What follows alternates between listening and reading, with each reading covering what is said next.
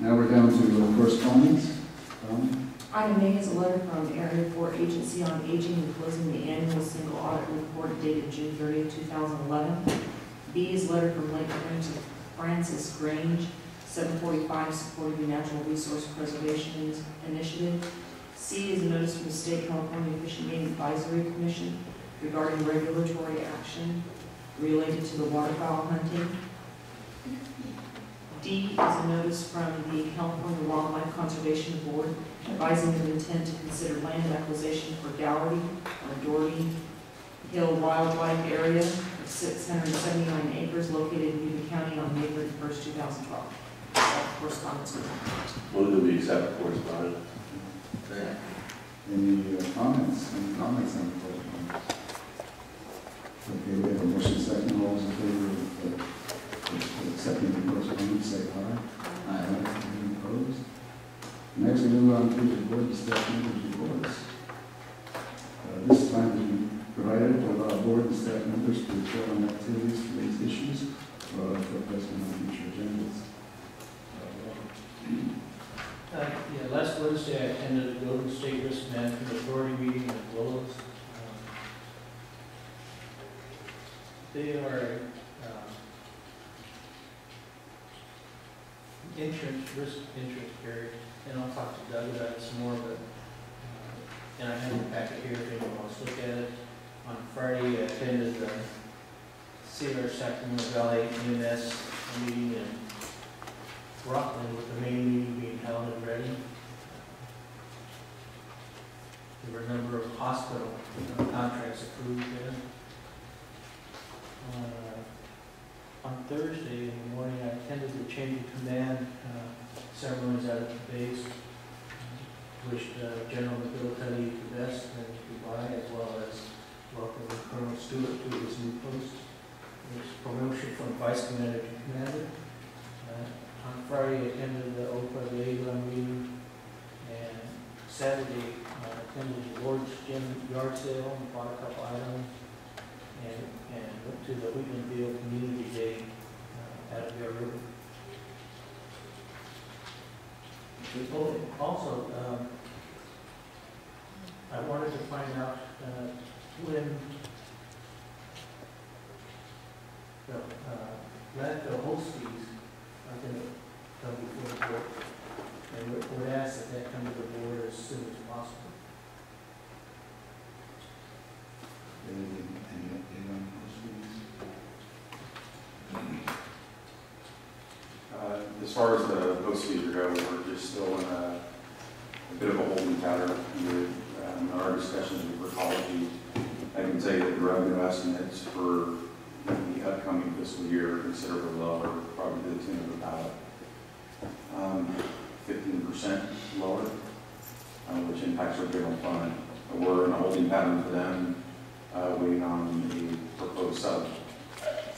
The other issue related to the LEA. Through the chair, with that, can we also then put on a closed session item, an update on those settlement proceedings and how that's going and what direction it's taking?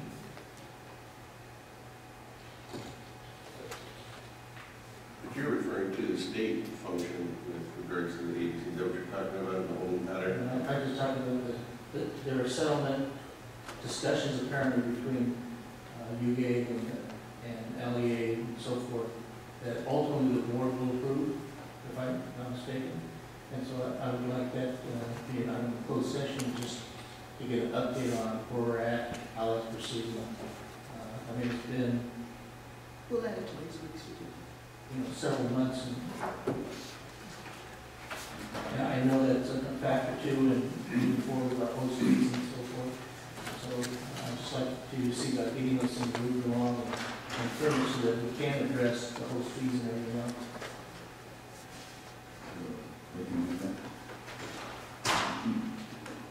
Okay.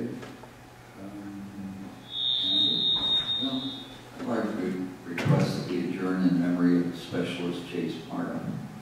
And this Wednesday, May 16th, there's going to be a flag line along the route from Eagle Air Force Base to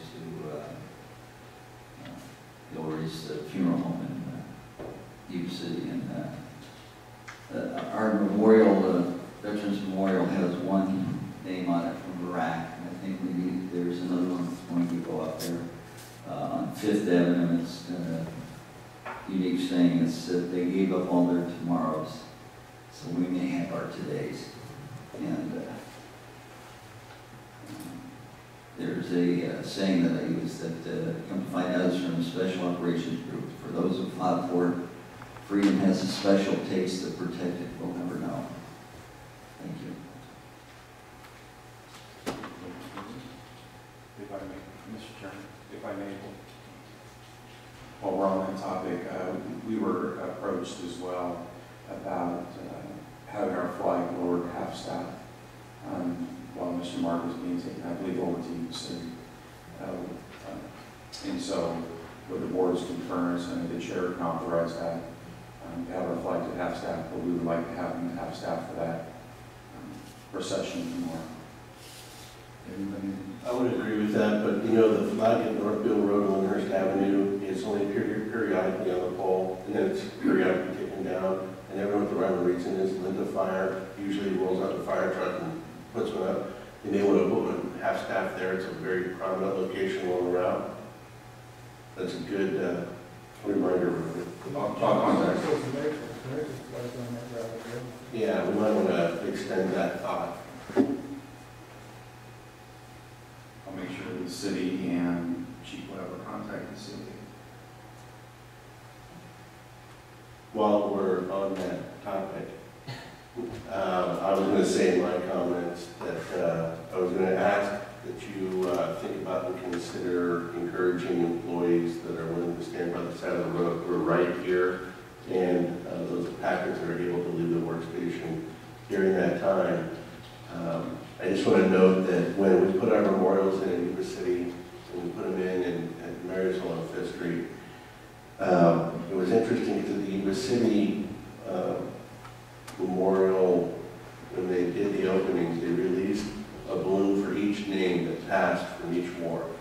And as Supervisor Vasquez points out, we talked about our recent wars, there might be one, there might be two. And as they reach further back into Korea, there was a sky full of dots. When they reached World War II, it completely blocked the sun.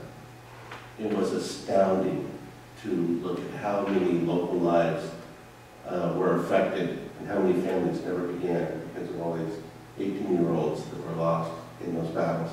So I think when something like this is happening tomorrow, it really resurfaces all those feelings from families throughout this community that have been that have had this in their lives for a long, long time.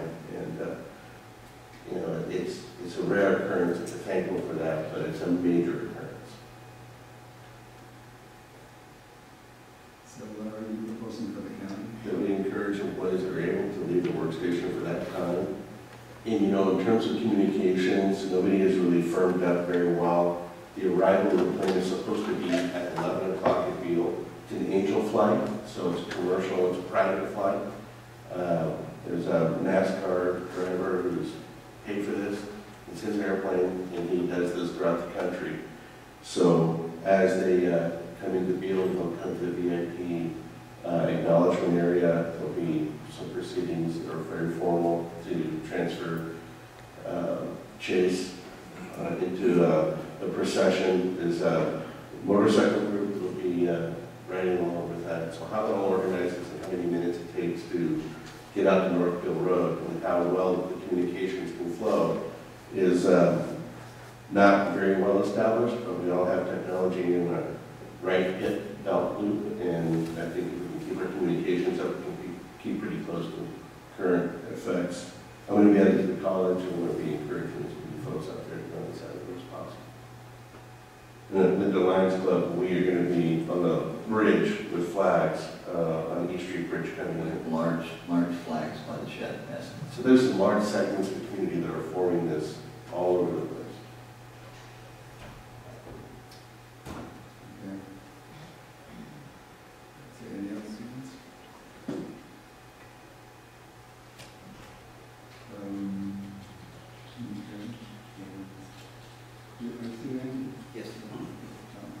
Well, I have a request. I feel a little sheepish laying this on you guys, but we've got an issue. I need to learn how to invoke a sister city application for us with a county, or maybe sister county, that is a sister county with Yantai, China.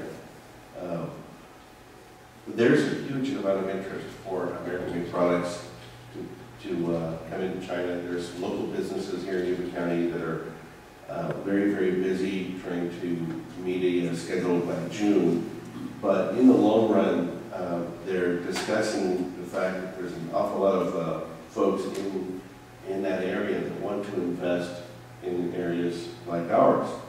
But to get through the visa process and to be able to shop for investment opportunities or bring children over to enter into our schools, a lot of these projects are happening in the country. You have to have a sister city, sister county established relationship, or the State Department won't help them with their visas. I didn't realize that. So I don't think it's as big a deal here, but it's a major deal if you're overseas trying to come into America to do business. So I believe there's a number of investment opportunities for shopping us, but just can't make that simple bridge. So I'm not sure where to go and how to initiate. And so I'm asking for some help. I'll work on it. We've done that. You need a visa to get in the country? There's something with the business investment programs.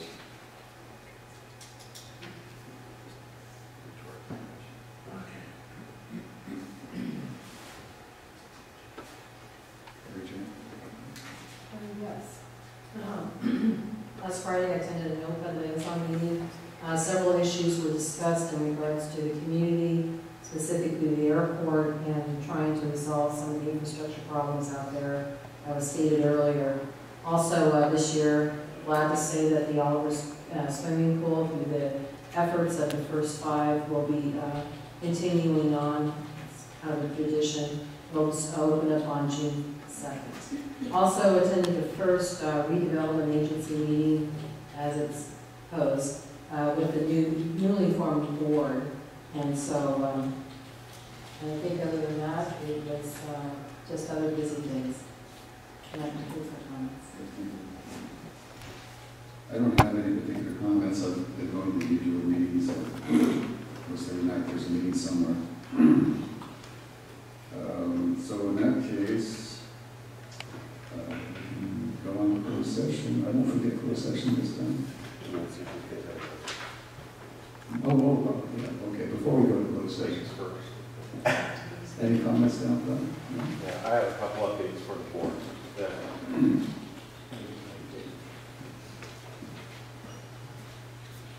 So just, I'll try and make this as brief as possible, but I did want to give you an update on the May revise that was released yesterday by the governor's office. I'm sure you've probably read some newspaper articles about where they're at with the deficit and how they propose to close that gap to the best of their ability. You know, just a little entertainment with numbers, if you will. You look at their $86 billion budget for their general fund. You know, they're about their projection of the deficit of over $16.5 million for the upcoming fiscal year represents about 19.5%, give or take, of that budget. For our general fund budget, if we had a shortfall, we missed revenues, we'd be off by about $4.5 million. I think as you recall, we were off by about, as far as our structural deficit, about $400,000, which is less than 2%. So I'm concerned certainly for the governance issues of addressing the problem in the state, because each year it tends to affect us quite considerably. But if you look at the components from yesterday, yes, it's in non-general fund departments.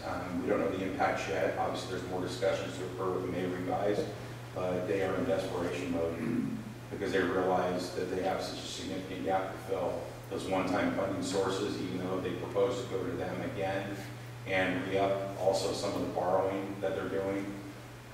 They're still borrowing, or they're paying interest only for unemployment insurance, and that's got a several billion-dollar deficit. So some of those things are still being invoked with the upcoming budget that the governor released, or that he revised.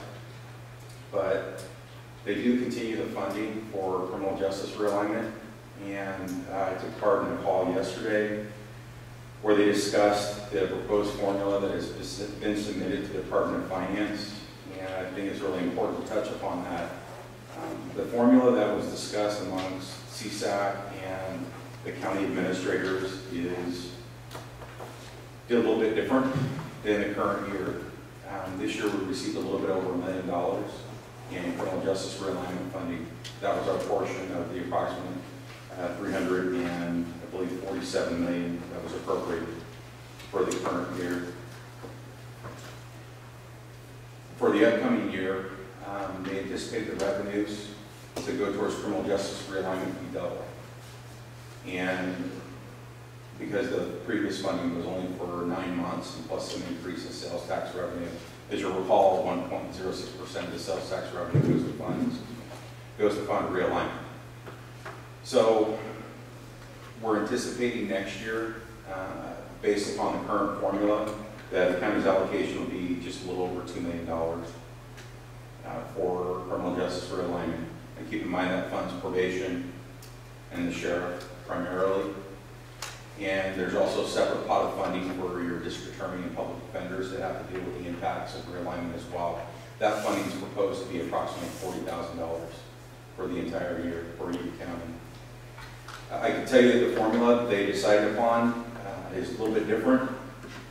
You know, the year one, that's the one I worked on with the group. Well, it wasn't an exact science because we had no data. It was 60% based upon the average daily population that was coming back to Yuba County, 30% on the county's adult population based upon the 2010 census, and 10% on SB 678, which the board will call as a probation incentive program that was adopted a few years ago from the federal government, and then the state took it over. It did create some disproportionate negative impact on counties with a low reliance on prison populations, but at the same time, it over-relied on factors like population, where it wouldn't affect us so greatly, where our numbers that were coming back locally were much higher. So we still have concerns, and on the call yesterday, several counties expressed concerns. If you look at counties with significant populations, they benefited a little greater, but the formula changed. And just to give you a brief summary, they took your best case scenario as far as dollars are concerned, whether it was population, current formula, or ADP numbers. And you could probably see the problems with that without me going into detail. For instance, everybody got their allocation from this year doubled, and that was the base to start with. So for instance, Alameda County, their allocation was doubled, so their new total was 18.4 million.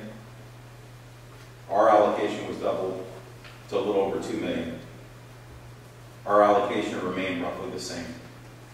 It went up a little bit to 2,096,000. Alameda, 18 million, but they're actually receiving 29 million. And its population, exactly. There are winners and losers in this deal.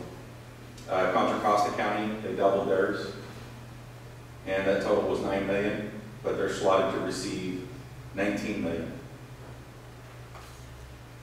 So if you look at Alameda, Contra Costa, Santa Clara, and Sonoma County, for instance, their increase is doubled, or increase. Their doubling effect wasn't the bottom line for them. They increased significantly more. And so if you take the population factor, it really benefited some of those folks, even if they don't have as many prisoners returning back to the local population to be supervised. They agree that the formula isn't perfect, but then again, the state hasn't taken any role necessarily, other than saying, these people are coming out of our prisons, we're making the adjustments, and the locals have to take it on. And as far as the formula, they said, you guys come up with the formula, we'll give you the money, bent for it yourselves. Is basically, well, they haven't said that directly, that's what they've done. You come up with a formula. So when you've got 58 counties with somewhat louder voices, obviously, in Sacramento than others, here's where we land. So it's really an unfortunate set of circumstances. We think we can do more with more money to reduce that recidivism rate and make the programs work. However, I can tell you, we're fortunate here. I know we've mentioned it time and time again. I don't know if people just don't pick up on it, but with our sheriff, district attorney, and our chief probation officer, and also working with the courts, we're in a unique situation here to where we do develop great programs and all of them work together towards that common resolve. It's not that way in some counties. I think as you'll recently recall, Sac County just went through a dilemma, and they ended up cutting off services for those folks and putting more money in the jail for incarceration purposes. And that, obviously set off a few arguments because that wasn't the intent. So that new formula is going to be forwarded over to the Department of Finance. And I'm sure it'll be included in some type of trailer bill for the budget that's scheduled to be approved by June 15th. So I can go into that in more detail here, probably upcoming in the next few weeks once I have a chance to speak with, I spoke with Jim Arnold already, but also the sheriff and the DA. There are some cuts to non-general fund departments this year going back to the state budget. It looks like child support services, which has pretty much been made whole, appears to have somewhat of a cut. The magnitude of that, how it will impact us. They say it's 2% across the board. I just received an update from Tina yesterday, Taylor, our director, and she's still working through those numbers. If it goes through, it may revise. But keep in mind, the legislature's options are very limited in what they can do because they have such a large gap. So some of these things may very well hold true. The May revise that he submitted is very dependent upon the tax initiative passing in November. Unfortunately, that doesn't go to close half the gap. They've still got to make cuts, and they're proposing to make cuts. If the tax initiative doesn't pass, they've got a series of $6 billion in trigger cuts that would affect the schools, public safety, and some other things as well. So, they did, one of the things I know that's always a concern for us is the funding that does come and proposed to be eliminated in this budget as part of the trigger cuts are funding for our boating program, providing safety on our waterways here in Newton County, and that's a six-figure impact from the state of California if that were to go away. One item of concern is the local trial court operations. They have decided to embark on an initiative that would investigate the Trial Court Reform Act in 1997. I'm sure all of you remember that when the courts were no longer part of the county, now part of the state. Now they're looking at that again to see if it's actually performed well. I'm fearful about what might come out of that, if they might put the courts up for adoption again. I don't know how that's going to work, but they were very concerned that the local courts, because of the budget cuts, aren't able to perform adequately, and they're encouraging, or actually they're putting into their budget estimates, the local courts using their reserves to balance their budgets, because there are some local reserves for them. So obviously we're going to work with them. We're very dependent upon them. They're very dependent upon us, and it's going to be a concern to see what actually happens or how it impacts their operation. So there's some impacts to schools. I can't really go into those. It's not my forte, if you will, but there are impacts, and there are impacts slated for child care as well, as far as the reduction of numbers of folks that are available to achieve or that are eligible to receive child care credits. I talked with Suzanne just briefly this morning. It wasn't some of the changes with Health and Human Services as far as the Medi-Cal reimbursement to hospitals, what services they do. There seems to be an impact there, but it was just as expected, I think, from the Directors Association. And then also in-home support services, you all are familiar with that. And they're proposing a significant cut. I'm sure they'll have some folks expressing their frustration with that at the state, but don't be surprised if that frustration gets pushed here as well as your board assists the authority. And last but not least, top 10, first 5, they include a sweep of about $40 million for a Medi-Cal savings of that amount. And the funding is designated to partially fund the Department of Developmental Services Early Start Program. So they're proposing another sweep, and as you'll recall, they tried this current year and didn't go so well when we got to the courts. So, but they're going to give it a whirl. The May revision is completely silent on the state responsibility areas for fire, so that hasn't really come up. There are some reductions proposed at BWR for flood control, but we don't know what those are yet. So that's just a brief of what's going on with the budget. We're still analyzing the potential impacts, but again, it's a moving target. They have until June 15th to adopt the budget. We'll see if that holds true or not for this year, but they're going to have a little bit of a struggle. Just 2 other brief items. City of Marysville, LAFCO, sphere of influence, that issue, I wanted to make sure your board was aware. I was contacted by Paige Hensley over at LAFCO. She recalled that the direction was that they were going to help coordinate the meeting. I received a little bit different direction from the board. Just contact Steve Casey. I let Paige know about that. And I placed a call to Mr. Casey last week.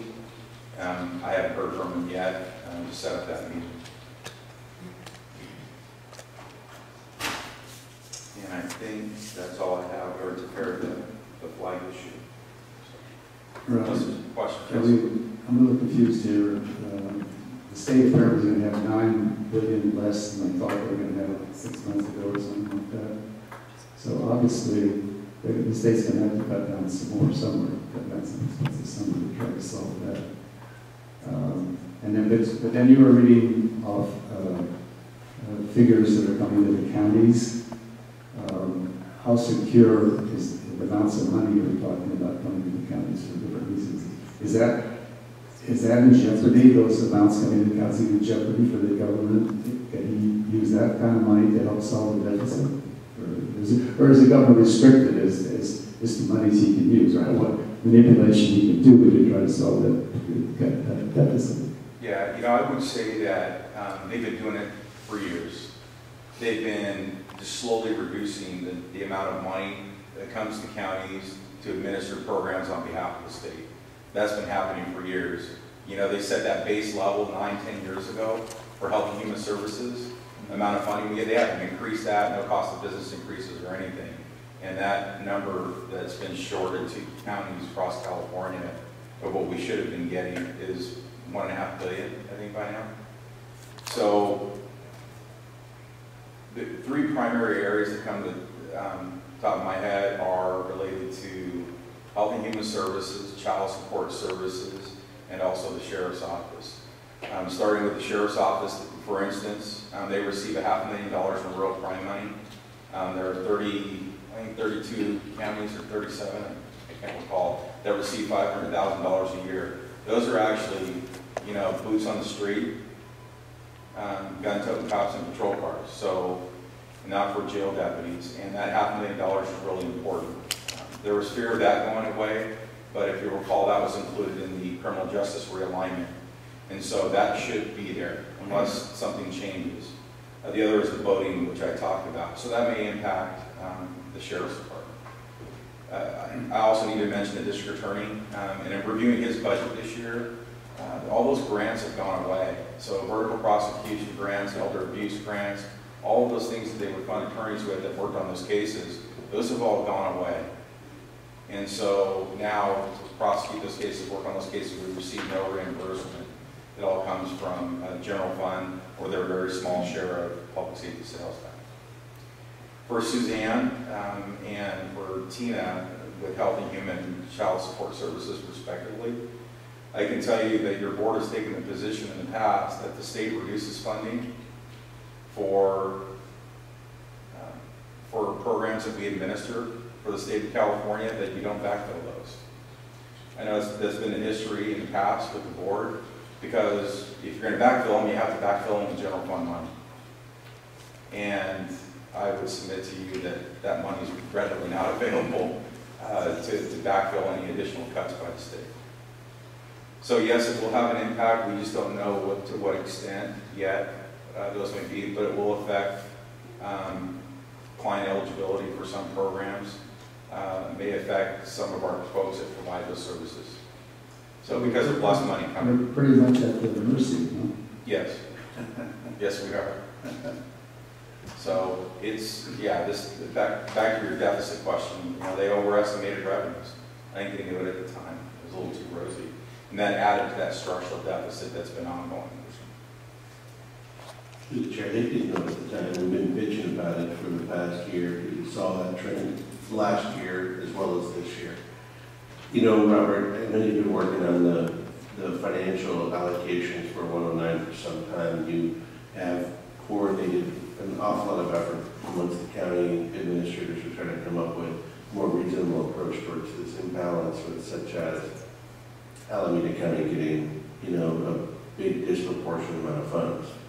And if that's going to be the case, and if they're going to sit back and be just the, you know, bewildered winners of all this cash for their lobbying efforts on their side of the table, and whoever they're connected with in the legislature to hand these sweetheart things, then it seems to me that if we can bend the rationale on the financial responsibilities that go with redistributing your prisoners, that all we really need to do is not accept those van loads here in Gilbert and Alameda and let them go ahead and take care of our prisoners that they're being paid for.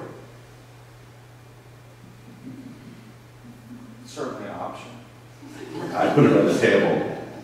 I put it on the table. Yeah, you have several counties that receive so much more, and I think my personal opinion is that the rural counties, while receiving some money, were impacted to a great degree. And it's just sometimes those with the louder bark, I guess, that have the capability, have no population can do that. But we'll manage with what we have. I have full confidence in our folks, but it's not easy. Through the chair, Robert, when you talk about the formula, if it's not coming from the state, who's coming up with the formula? Is it the counties? Yeah, so it's a group of 9 county administrators. You know, I was part of the original group. That time allowed me to participate in this group again. We came up with the formula for the first year, and that was participative of 3 large counties, 3 urban counties, 3 suburban, and 3 rural. That came up with the first year formula to get us by. The same group, under the direction of CSAP and working with the Department of Finance, came up with this one. And that formula, would it have to be approved by all 58 counties, or just the 9 counties come up with it and send it on? It doesn't. The reason I ask, obviously, is that, you know, there are approximately 30 rural counties that are impacted like this, and I'm sure they're all just receiving the double allotment, and that's it. Whereas it sounds like it's the urban counties that are receiving, although Sonoma's probably a suburban county, but they're the ones receiving the double plus whatever. And so I just wonder if that's the case, you know, surely throughout the 58 counties, there would not be an approval among the 58 counties for this formula. And so is there any way of changing how that formula gets established so that all 58 counties get a say? I mean, I could see having 9 county or 9 representatives come together and propose something, but that it has to be approved by all 58 counties. And the other question I have is the other reason it's set up this way is as this formula has to be approved by the legislature, obviously those large urban counties with 15 legislators in the one county, we share one. And so our ability to pass or approve any formula is really limited, if not absolutely nil. But I just, you know, is that a factor in why we ended up with the formula that we have, or is there any way of changing how that formula gets approved? Yeah, I guess the CSAC directors could take it up on a vote, but and if it didn't pass, you know, they still the chance that it might be provided to the legislature, so this is the formula we came up with. Ultimately, it's approved by the legislature and the governor because it is a budget item. But I guess directly back to your question, no, it wasn't approved by all 58 counties. The call yesterday was the first call that we had, and then to present us the final formulas. And I can tell you that there were large counties and also rural counties that were in disagreement with it. So who did, was it staff from CSAC or staff from the board and they came up with a formula that presented it to everybody? Staff from CSAC, the CAOs, and with input from the Department of Finance. And there really is no good formula. I don't think, if you could rely just on those ADP numbers, I think that would be more appropriate because that's the present population returning here, but they don't want to do that because it results in less money for folks. Well, Or some of the large. the money's supposed to be there to provide services and incarcerate everything for the people coming back to your counties. So I'm not sure I understand why you would base a formula on anything other than that. You know, you're not dealing with all the rest of your population with that money. You're supposed to be dealing with people coming back. I think hence why I'm a little bit hoarse, just voicing my opinions the same as yours. But what if you could make profit at the expense of other counties? I don't know, I'm just tired of being the one that made it expensive. So that's why I'm working.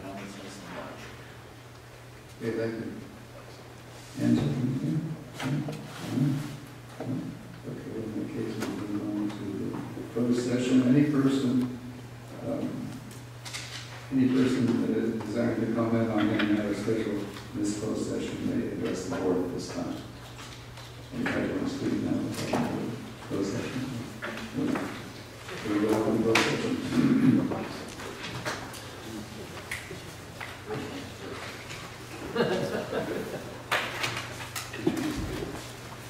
That's the reception center.